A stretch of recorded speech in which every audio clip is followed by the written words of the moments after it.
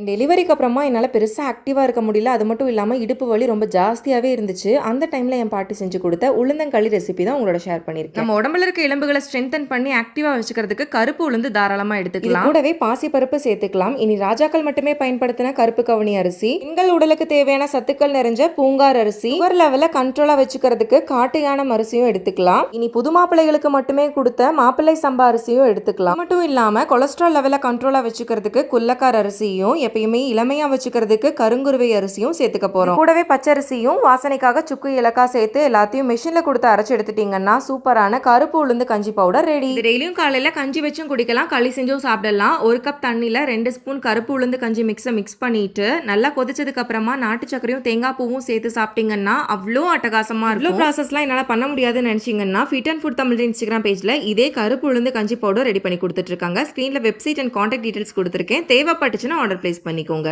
பாய்.